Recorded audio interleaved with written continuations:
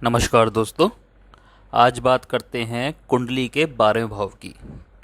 कुंडली का जो 12वें भाव का स्वामी होता है वो बाकी अलग अलग भावों में जाकर बैठ जाए तो उसका क्या रिजल्ट होगा, ये हम आज जानेंगे। और पहले जानने की कोशिश करते हैं, थोड़ा समझने की कोशिश करते हैं 12वें भाव के क्या क्या काम होते हैं। देखिए, 12वें भाव का जो भी स्वामी होता है उसको व्यय का स्वामी माना जाता है। व्यय माने खर्चा। अब खर्चा ना बड़ी अजीब चीज़ है। जब भी आप खर्चा सुनोगे ना तो आपको पैसे का खर्चा समझ में आएगा, लेकिन ध्यान दोगे ना, खर्च हर वक्त हमारा समय हो रहा है, हमारी एनर्जी खर्च हो रही है, ऊर्जा खर्च हो रही है। और यदि जो जिस जगह हम अपनी एनर्जी लगा रहे हैं, जिधर हम अपना समय इन्वेस्ट कर रहे हैं, अगर वो सही जगह हो रहा है तो बदले में जो हमें मिलेगा वो बहुत बड़ा मिलेगा। इसका मैं एक ना उदाहरण देता हूँ। जैसे सपोज कीजिए कोई व्यक्ति जिम जिम में अपनी एनर्जी यूज़ कर रहा है, एक्सरसाइज कर रहा है या योगा कर रहा है, तो बदले में क्या मिलेगा उसे? शारीरिक लाभ मिलेगा, हेल्थ बेनिफिट्स मिलेंगे। और यदि कोई व्यक्ति सिर्फ सोच रहा है कि मैं जिम जाऊंगा, मैं योगा करूंगा, तो बदले में उसे क्या मिलेगा? उसे कोई शरीर का लाभ तो नहीं मिलने वाला, ठीक है ना। ज़्यादा से ज़्यादा क्या मिलेगा? थोड़ी सी चिंता मिल जाएगी, बाकी और तो कुछ नहीं मिलने वाला। लेकिन दोनों कंडीशंस में, पहली कंडीशन में भी और दूसरी कंडीशन में भी, 12th हाउस एक्टिव हुआ पड़ा है। क्यों? एनर्जी तो यूज़ हो रही है। एक व्यक्ति करने में एनर्जी यूटिलाइज कर रहा है, दूसरा व्यक्ति सोचने में कर रहा है। तो ऊर्जा तो हर वक्त खर्च होती रहेगी, चाहे आप सो भी जाओ, ठीक है ना। और ऊर्जा कहाँ खर्च होगी? सही जगह खर्च होगी या बेकार जगह खर्च होगी, उसका कुछ रिटर्न आएगा नहीं आएगा, ये सारा जिम्मा 12वें भाव का है। और 12वें भाव का स्वामी ही ये चीज़ तय करता है कि आपकी एनर्जी किस जगह लगनी चाहिए। ऐसे ही पैसा खर्च होता है। अब पैसे का क्या है कि सपोज कीजिए आपके पास पैसा है, आप उसका कुछ भी कर सकते हैं। आप पार्टी कर सकते हैं, कार खरीद सकते हैं, गोल्ड खरीद सकते हैं, कोई हुनर सीख सकते हैं, कुछ भी कर सकते हैं, ठीक है ना। अब एक बार तो आपके पास से पैसा चला गया। आपने सपोज कीजिए म्यूचुअल फंड लिया, कोई शेयर्स लिए, ठीक है, हुनर सीखा, तो एक बार तो आपके पास से फीस के रूप में, पेमेंट के रूप में पैसा चला गया, खर्च हो गया। अब इन्वेस्टमेंट हो गई जिसका कुछ दिनों बाद आपको लाभ भी मिल सकता है। 12th हाउस अगर अच्छा है तो हमारे द्वारा किया गया एक एक रुपए का खर्चा समय आने पर पूरा लाभ के साथ वापस आएगा। हमारा खर्च किया गया एक एक मेहनत का पल, एक एक इमोशनल इन्वेस्टमेंट समय आने पर वापस मिल जाती है। और 12वां भाव सही नहीं है तो क्या होगा? हमारे द्वारा इन्वेस्ट किया गया पैसा, समय, मेहनत, इमोशन लौटकर नहीं आएगा, बेकार कामों में खर्च हो जाएगा। और इसे ऐसा समझिए कि जातक ज्योतिषी के पास जाता है और कहता है कि हम कमाते अच्छा हैं लेकिन बरकत नहीं होती, ठीक है ना। तो 12वां भाव खराब है, इनडायरेक्टली वो यही बताना चाह रहा है। अब इसके बाद चोरी और घाटा, ये भी 12वें भाव से देखा जाता है। अब 12वें भाव का संबंध कुंडली के दूसरे भाव से हो, जो कि आमदनी का घर है, या 11वें घर से हो जाए जो कि लाभ का भाव है। 12वां घर धोखा है, चोरी है, तो धन संबंधी चोरी या धोखा होने की संभावना बन जाती है। लेकिन यदि 12वें घर का स्वामी मजबूत बैठा है, अच्छा बैठा है, तो व्यक्ति धोखा नहीं खा पाएगा, उसको धोखा देना मुश्किल पड़ेगा। इवन ये हो जाएगा कि वो लोगों को धोखा दे देगा, वो किसी का भी धन अट्रैक्ट कर सकता है, किसी का भी पैसा हड़पने की उसकी प्रवृत्ति हो सकती है। और 12वें भाव का स्वामी कमज़ोर है तो ऐसे व्यक्ति का धन हड़पा ही जाएगा, कभी भी कोई भी उसको बेवकूफ़ बनाकर ले जाएगा। इसके बाद बात आती है कि शैया सुख। शैया सुख क्या होता है? नींद, नींद की क्वालिटी, ये भी 12वें भाव से देखी जाती है। अब कोई व्यक्ति ऐसा है जिसकी नींद पूरी गहरी है, डीप स्लीप की अवस्था बोलते हैं जिसे, तो मेडिकली ऐसा माना जाता है कि जो व्यक्ति गहरी नींद में जाता है उसकी हेल्थ अच्छी रहती है, हेल्थ बेनिफिट उसको मिलते हैं। और यदि कोई व्यक्ति नींद संबंधी परेशानी से जूझ रहा हो, नींद ढंग से ना आती हो, तो डिप्रेशन, एंग्जाइटी तो उसे वैसे ही मिल जाती है, साथ में धीरे धीरे हेल्थ रिलेटेड इश्यूज भी आ सकते हैं। ठीक है ना। तो बीमारी का भाव भी है 12वां घर, और यदि बीमारी लगातार बढ़ती जा रही है, खर्चा कंट्रोल से बाहर होता जा रहा है, तो ज्योतिषी जातक को एक उपाय देते हैं बहुत इजी सा, कि आप कुछ दिन बेड छोड़कर ज़मीन पर सोना शुरू करो। ज़मीन पर सोने का मतलब ये नहीं है कि आप बिल्कुल ज़मीन के कनेक्ट होकर सो गए। आप ज़मीन पर दरी डाल सकते हैं, गद्दा डाल सकते हैं, लेकिन ज़मीन के नियर बाय सोना चाहिए। शैया सुख का त्याग, ठीक है ना। तो त्याग की भावना जितनी बढ़ती जाती है उतना 12वां भाव अच्छा फल देने लगता है।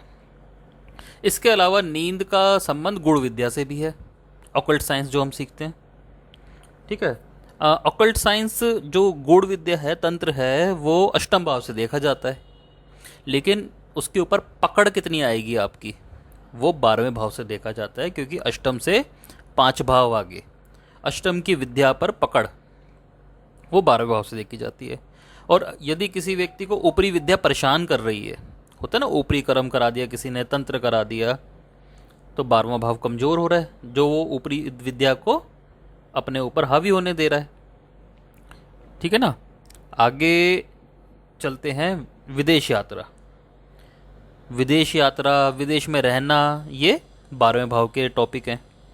हॉस्पिटल की यात्रा भी 12वें भाव से देखी जाती है। जेल यात्रा भी इसी भाव से देखी जाती है। यदि व्यक्ति मोक्ष की ओर जाएगा या डाउनफॉल की ओर जाएगा, ये चीज़ भी 12वें भाव से देखी जाती है। अब 12वें भाव का स्वामी यदि अच्छी अवस्था में है, बली अवस्था में है, तो एक चीज़ तो पक्की है कि ऐसा व्यक्ति अपने दम पर पैसा कमाएगा, उसे किसी सपोर्ट की ज़रूरत नहीं होगी। ऐसा इसलिए है, देखिए, दशम से 10वें भाव से तीसरा भाव पड़ता है, यानी हमें हमारे कर्मों का पराक्रम, जो भी हम काम करेंगे उसमें कितना कॉन्फिडेंस होगा, जितने भी हम प्रोफेशनल कर्म करेंगे उसमें कितना कॉन्फिडेंस हमारा होगा, वो 12th हाउस डिसाइड करेगा। अब 12th हाउस खराब है तो व्यक्ति को काम करते हुए डर लगेगा, ठीक है ना, एफर्ट में कमी आ सकती है। तो ये चीज़ देखनी चाहिए। 12वां भाव मजबूत है, सही है, तो जातक खुश रहेगा। परेशानियां लाइफ में सबके चलती है, कोई छोटी सी परेशानी को भी बहुत बड़ा बना लेता है, तो वो 12वें भाव की कमजोरी देखी जाती है। हालांकि खुशी चौथे भाव से देखी जाती है, लेकिन चौथे का भाग्य चौथे से 9 घर आगे छुपा पड़ा है, जो कि 12th हाउस है। ठीक है ना। तो इस चीज का हमेशा ध्यान रखना चाहिए। अब कुछ लोग ऐसे होते हैं जो सरकार के डर से, किसी लोन के डर से, किसी मुकदमे के डर से शहर छोड़ देते हैं, देश छोड़ने की नौबत आ जाती है। उनका भी 12वां भाव नेगेटिव इफेक्ट दे रहा होता है। आपने सुना होगा काफ़ी न्यूज़ में, काफ़ी लोग लोन की वजह से, घपले की वजह से देश छोड़ के भग जाते हैं। ये 12th हाउस के केसेस होते हैं। जमीन का झगड़ा भी 12th हाउस से कंट्रोल किया जाता है। चौथा भाव जमीन है, ठीक है ना, लेकिन कंट्रोल करने की बात यदि आ जाए तो 12वां भाव देखा जाता है। अब बात करते हैं जन्म पत्रिका में 12वें भाव का स्वामी अलग अलग भावों में क्या फल देगा। देखिए, 12वें भाव का स्वामी का मतलब ये होता है कि आपकी कुंडली के 12वें भाव में जो भी राशि बैठी है, उसका जो स्वामी ग्रह होता है वो 12वें भाव का स्वामी बन जाता है।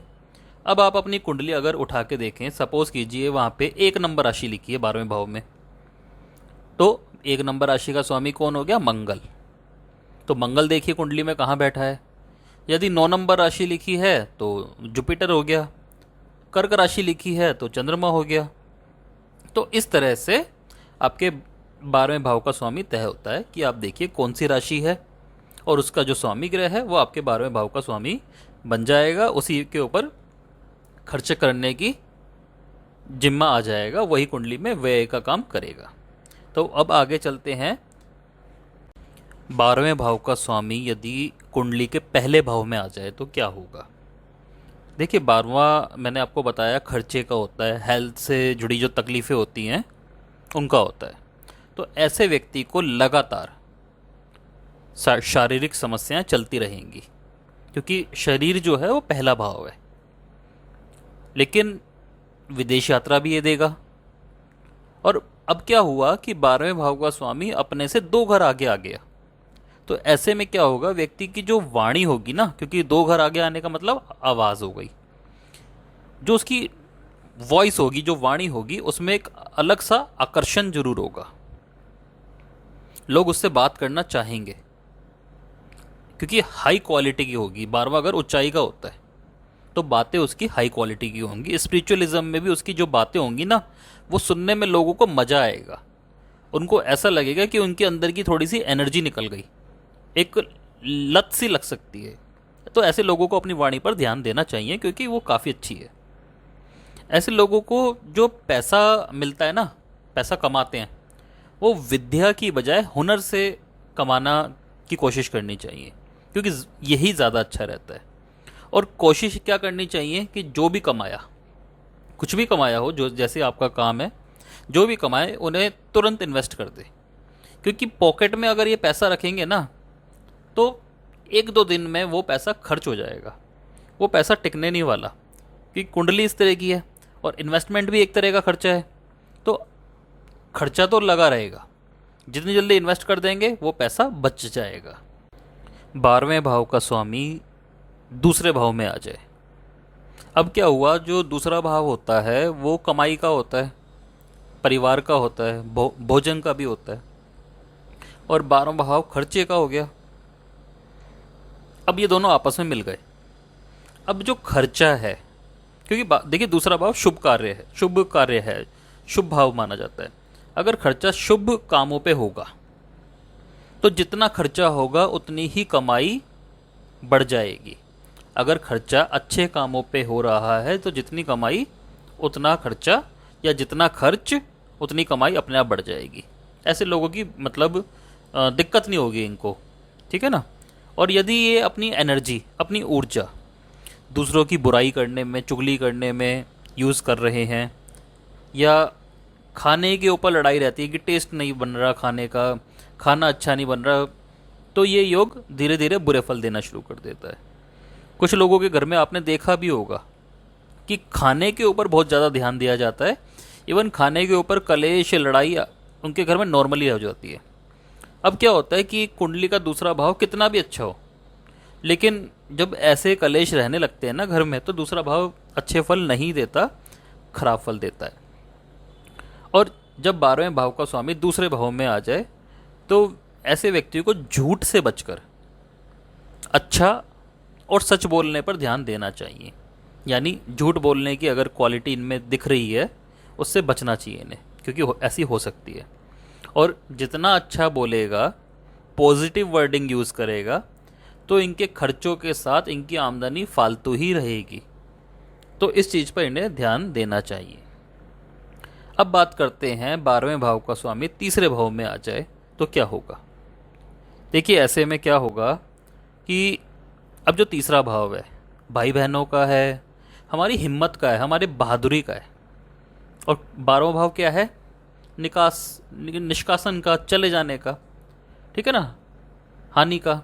तो व्यक्ति थोड़ा डरपोक हो सकता है, बहादुरी उसमें थोड़ी कम हो सकती है।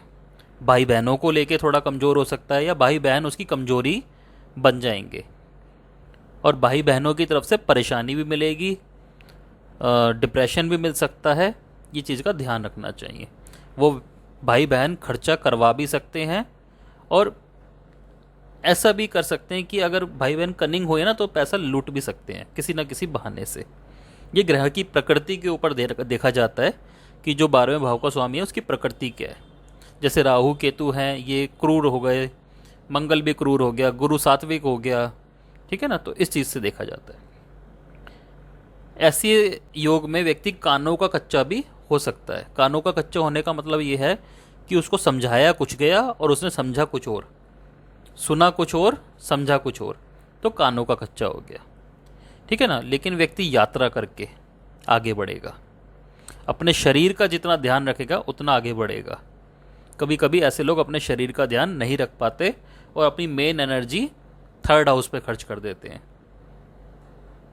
तो उस चीज़ से बचना चाहिए। ऐसा हो सके तो ऐसे लोगों को अपनी राइटिंग स्किल्स पर काम करना चाहिए। अपनी लिखावट को जितना निखारेंगे, इनको उतनी हाइट्स लाइफ में देखने को मिलेंगी। जिगर मजबूत करने से संबंधित उपाय इन्हें करने चाहिए, क्योंकि धीरे धीरे कॉन्फिडेंस बढ़ना ज़रूरी है। जल्दी डरेंगे तो दिक्कत आती है। ऐसे लोगों को मेडिटेशन करना चाहिए। मेडिटेशन इनके लिए एक मैजिक की तरह, जादू की तरह काम करता है। क्यों?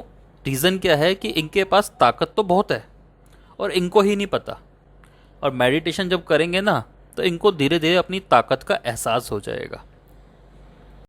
अब बात करते हैं 12वें भाव का स्वामी यदि चौथे भाव में आ जाए तो क्या फल हो सकता है।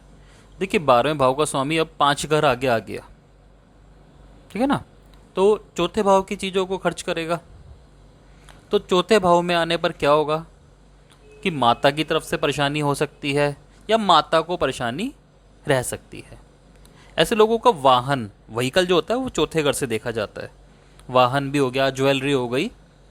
तो वाहन कोई ना कोई खर्चा कराता ही रहेगा। वाहन की तरफ से कोई ना कोई दिक्कत रह सकती है।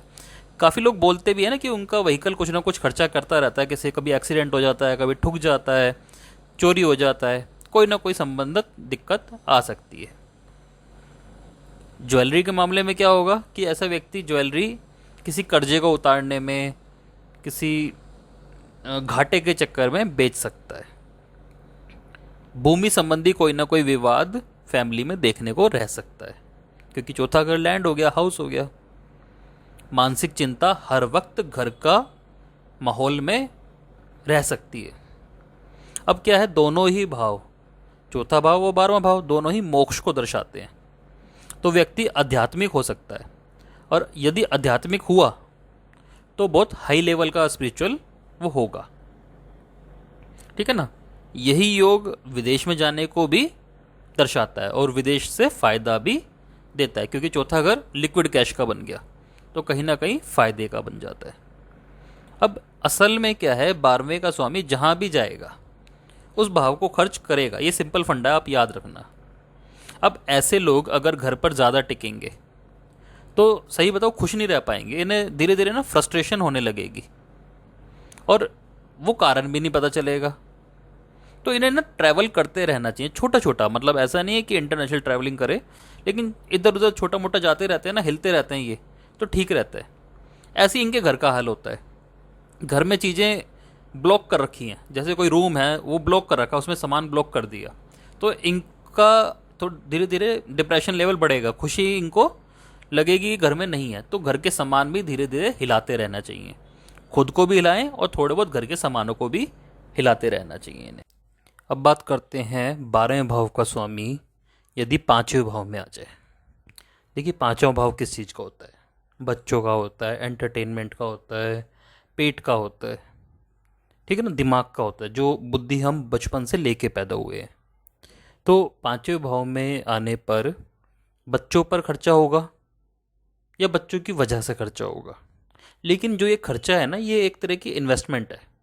जैसे सपोज़ कीजिए कि बच्चों की पढ़ाई पर आप बहुत अच्छा खर्चा कर रहे हो, तो वो इन्वेस्टमेंट आपकी वापस आएगी, ठीक है ना, क्योंकि एक तरह से शुभ कर्म है एजुकेशन पे खर्चा करना। और यदि आपका खर्चा किसी बुरे मनोरंजन पे हो रहा है तो फिर ये बुरा योग हो जाएगा, बच्चों को हेल्थ इशू भी आ सकते हैं, ठीक है ना। तो मनोरंजन पे तो खर्चा होगा, एंटरटेनमेंट पे होगा, लेकिन वो भी एक हेल्दी एंटरटेनमेंट होना चाहिए। अब जो 5वां घर है, ये सूर्य का घर है, नैसर्गिक रूप से सिंह राशि का पड़ता है ना, और सूर्य एक तरह से राजा है। और 5वां घर मैंने बताया दिमाग का भी है, इंटेलेक्ट का, हमारी गूढ़ बुद्धि का। तो जब भी ऐसे व्यक्ति के जीवन में डाउनफॉल आता है ना, सबके जीवन में आता है, लेकिन यदि इनके जीवन में डाउनफॉल आता है तो अचानक इनके दिमाग खराब हो सकता है। जैसे काफ़ी लोगों का ऐसा होता है ना कि जैसे घाटा गया और दिमाग खराब हो गया।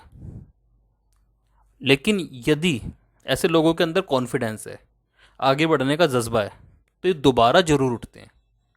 इनको जब भी डाउनफॉल मिलता है तो दोबारा जरूर उठ जाते हैं। क्यों? क्योंकि 12th हाउस ऊंचाई पे दोबारा लेके जाएगा। लेकिन अगर हार मान गए तो तुरंत इनका दिमाग बोल जाएगा, दिमागी बीमारी लग जाएगी।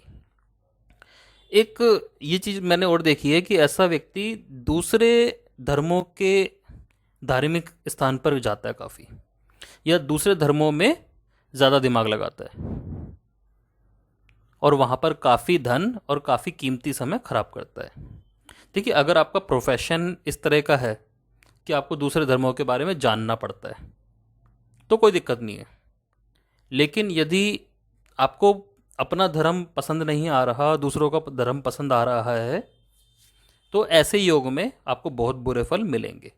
आपको काफ़ी धन भी वेस्ट होगा और काफ़ी समय भी वेस्ट होगा, और एक समय के बाद जाके आपको ये चीज़ें रियलाइज़ होंगी, याद आएंगी। तो ऐसा ना करें। 12वें भाव का स्वामी छठे भाव में आ जाए। अब देखिए, छठा भाव सिंपल सी बात है, रोग ऋण शत्रु का होता है, और 12वां भाव समाप्ति का, दी एंड का।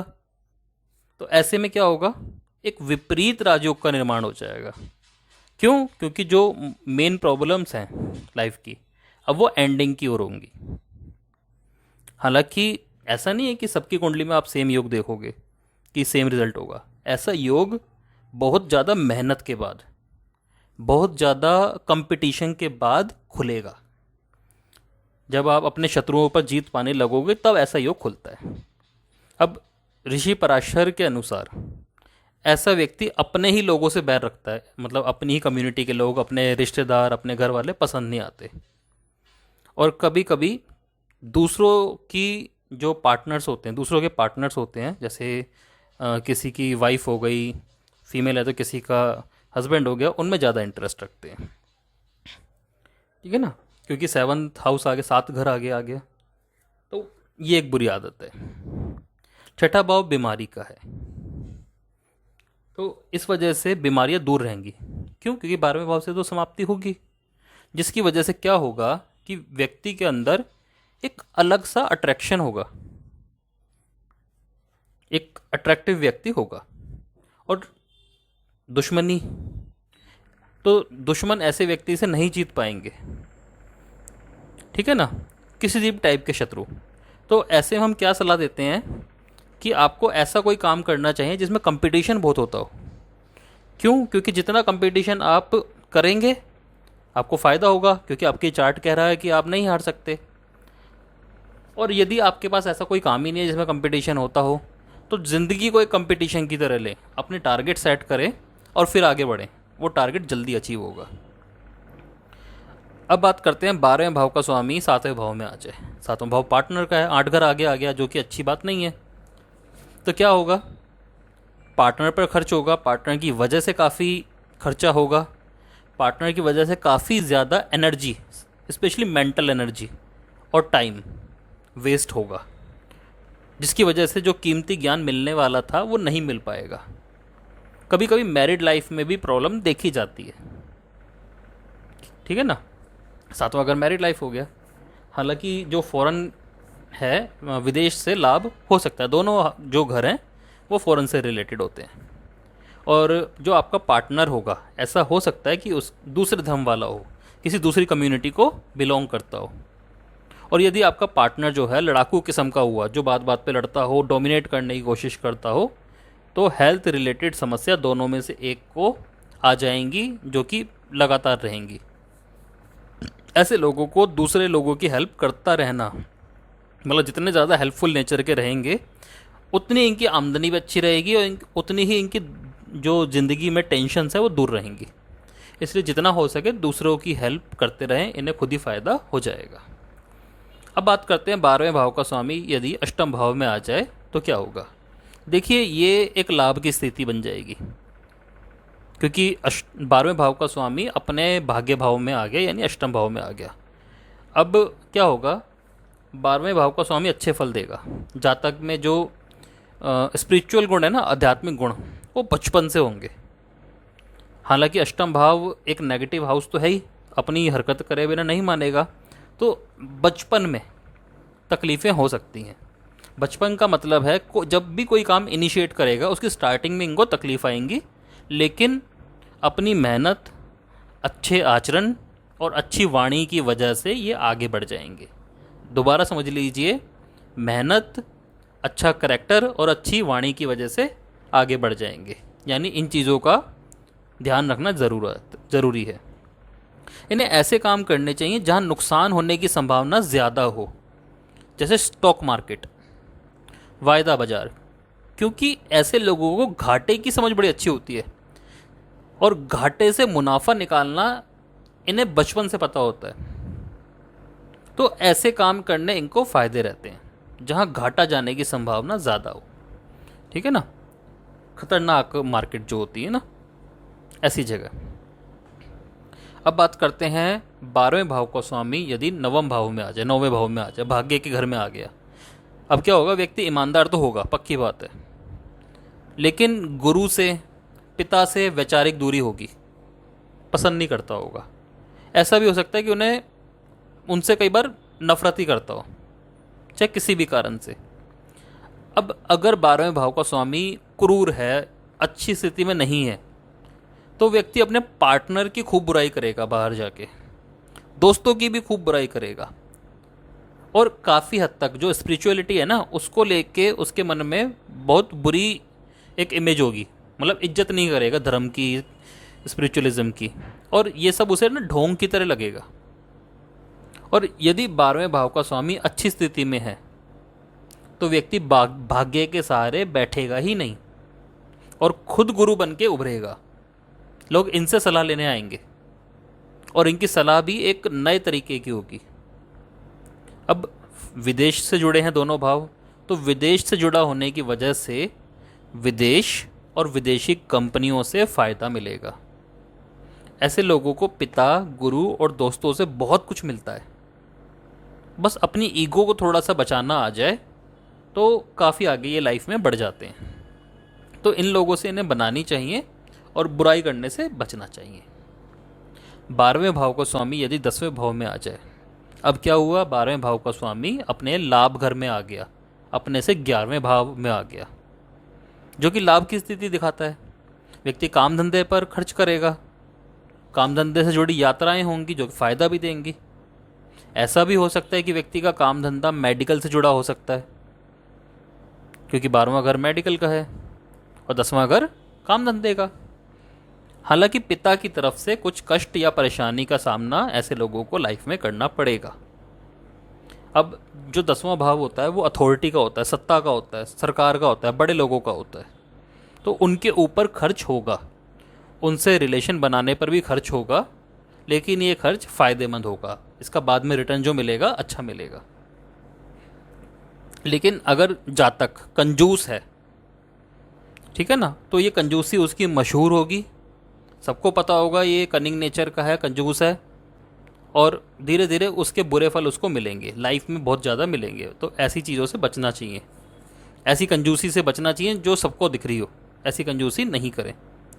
इम्पोर्टेड चीज़ों का कारोबार फ़ायदा देगा। 12वां अगर इम्पोर्टेड चीज़ें हो गई, 10वां भाव कारोबार हो गया, तो ऐसे काम इनको फ़ायदा दे सकते हैं। अब बात करते हैं 12वें भाव का स्वामी यदि 11वें भाव में आ जाए, तो क्या हुआ, 12वें का स्वामी अपने से 12वां चला गया।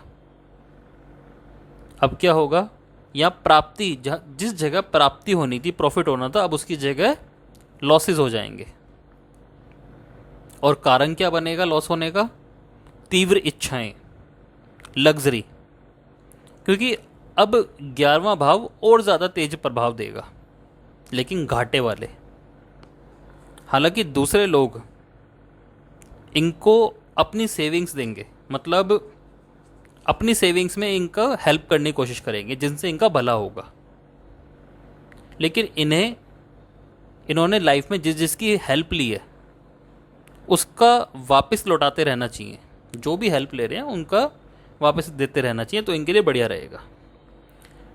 एक खास बात है इसमें कि व्यक्ति अपनी ज़िंदगी का पूरा मज़ा लेगा, पूरी ऐश काटेगा, और बाद में रोना रोएगा, जो कि उसकी एक बुरी आदत होगी।